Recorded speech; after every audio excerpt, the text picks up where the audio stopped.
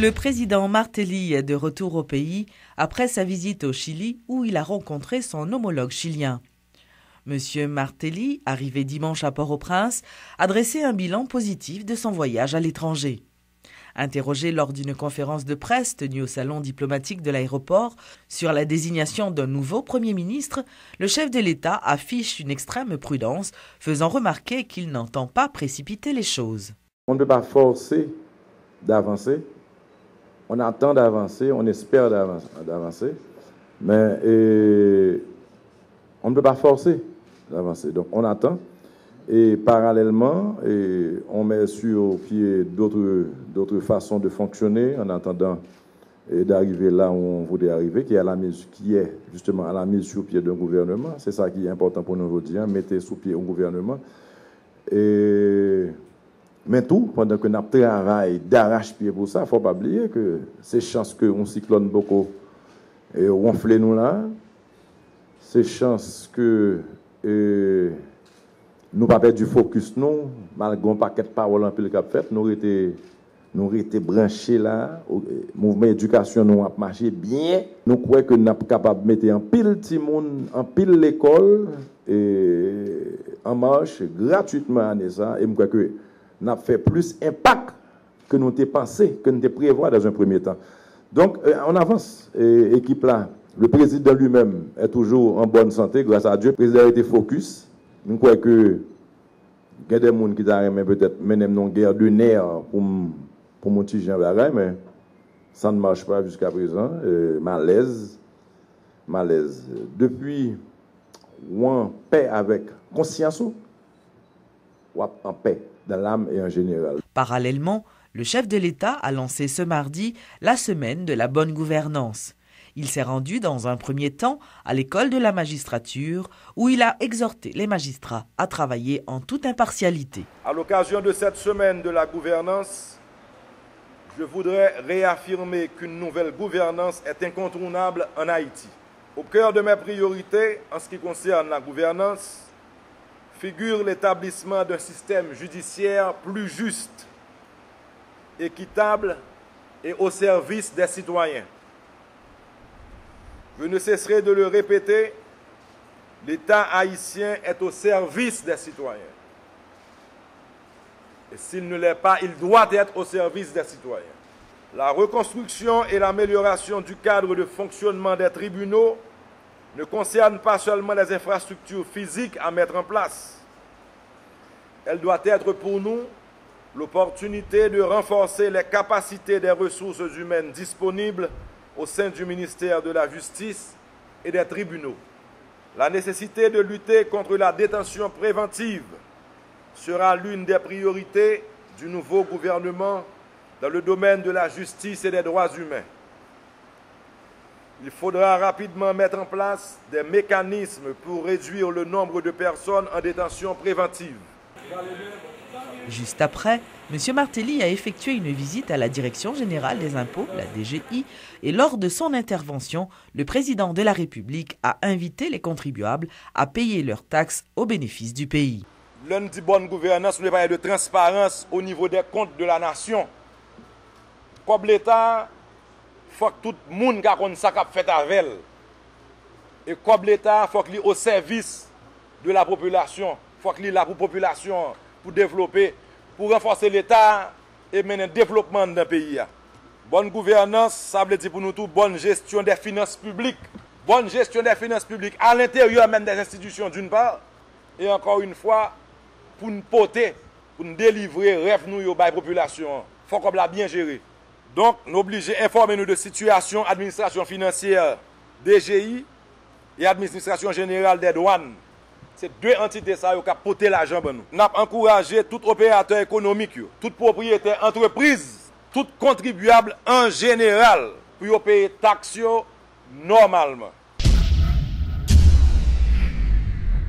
La commission chargée de négocier avec le Parlement autour de la désignation d'un nouveau Premier ministre est inconstitutionnelle. C'est ce qu'ont annoncé les présidents des deux chambres.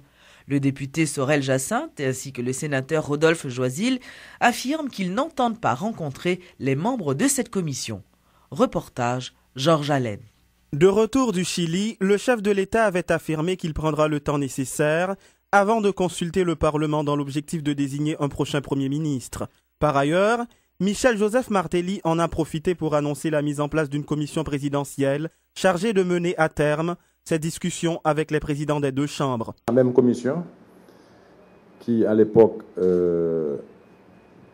du Premier ministre désigné de l'époque, M. Gousse, travaillait avec les parlementaires et principalement, elle est représentée, elle est formée de 4 membres, mais principalement c'est M. Valentin qui mène les négociations. De son côté, le président de la Chambre basse atteste qu'il n'a été jusqu'à date approché par qui que ce soit. Très critique par rapport à cette commission présidentielle, le député Sorel Jacinthe précise qu'il revient au président de la République lui-même d'entamer les discussions avec le Parlement. Jusqu'à présent, pas aucun coup de fil, pas aucune consultation, pas aucun appel, soit secrétariat, soit du président lui-même, qui relaie ma consultation.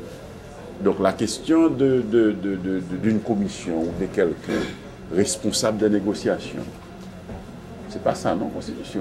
Le président du Sénat, le sénateur Rodolphe Joisil, juge inconstitutionnelle la commission créée par M. Martelly. Sans chercher de faux fuyants, le sénateur Joisil affirme qu'il n'entend pas s'asseoir avec cette structure. Et premièrement, le président de la République a pour contacter moi pour consultation. Premier bagay. Deuxième bagay, moi pas pour me chita avec une commission, c'est pas ça maman loi pays dit. Rappelons que la Constitution stipule dans son article 137 qu'à défaut d'un parti majoritaire au Parlement, le chef de l'État choisit son Premier ministre en consultation avec les présidents des deux chambres. Le président de la conférence épiscopale d'Haïti, Monseigneur Louis Québro, invite les différents acteurs à s'asseoir autour d'une même table afin de doter le pays d'un nouveau gouvernement. Par ailleurs, Monseigneur Québro a apporté des précisions en ce qui concerne une déclaration selon laquelle il aurait demandé au président Martelly de diriger à la manière de Sweet Mickey.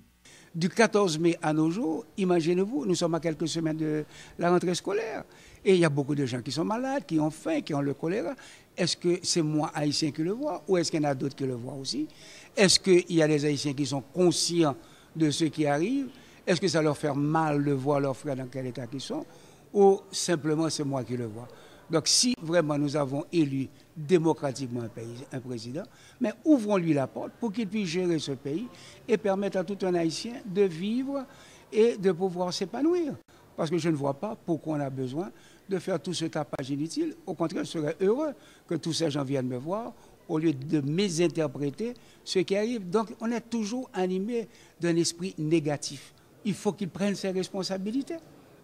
Il a réussi avec un orchestre en arrivant à cette popularité, certainement parce qu'il a dû établir une discipline. Mais si vous allez le voir du côté négatif, c'est normal, vous voyez. Mais moi, je crois qu'il nous faut nous mettre d'accord que nous avons besoin. Il est temps, les gens sont fatigués et même découragés dans ce pays parce que nous sommes en train de faire tout le contraire de ce 14 mai qui était un 14 mai d'espérance, un 14 mai ouvert, cesser d'être négatif, être positif pour chercher le meilleur et permettre à notre pays de se réaliser. Il a fait ces déclarations à l'issue de la célébration de la fête de Notre-Dame, sainte patronne de la ville du Cap-Haïtien. Toujours au Cap-Haïtien, le directeur de la police départementale du Nord, Hervé Julien, annonce que l'enquête sur la profanation de la cathédrale du Cap avance. Le commissaire divisionnaire révèle que la police dispose d'un mandat dans le cadre de ce dossier. Toutefois, il n'a pas voulu en dire plus. Nous avons des gens qui nous ciblent dans le dossier cathédrale. Nous-mêmes des noms. Et donc, nous connaissons que nous ne pouvons pas faire criver. La police a fait chasse à l'homme. La police a fait des choses sérieux. Moi, j'ai des noms, même des mandats pour les gens. Mais nous choisissons pour le moment de récolter beaucoup plus d'informations pour nous capables pour des meilleurs résultats. Parce que nous ne pouvons pas finaliser tout le monde aujourd'hui là pour démonstrer que ce n'est pas ça. Parce que donc c'est la raison pour laquelle nous avons récolté plus d'informations. Et puis au moment opportun, nous avons procédé à l'interpellation qui est capable de transformer en arrestation et qui est bien envoyé dossier par devant et qui le doit. Il faut qu'on ait tout, que ce n'est pas nous-mêmes qui avons fait enquête seulement. Donc il y a des CPJ pour un prince et fait enquête là. Vous connaissez que depuis des CPJ entré, nous-mêmes personnellement, nous pas. Logiquement, nous ne pas sur ce dossier, mais comme ce dossier est en envergure internationale, nous avons continué de travailler, nous avons récolté des informations pour arriver à bon port. Rappelons que le samedi 6 août dernier, la cathédrale Notre-Dame du Cap avait été vandalisée par des individus non identifiés, le drapeau du Vatican avait été déchiré, des objets destinés au culte, des effigies de saints et du mobilier détruit par ces personnes qui n'avaient rien emporté.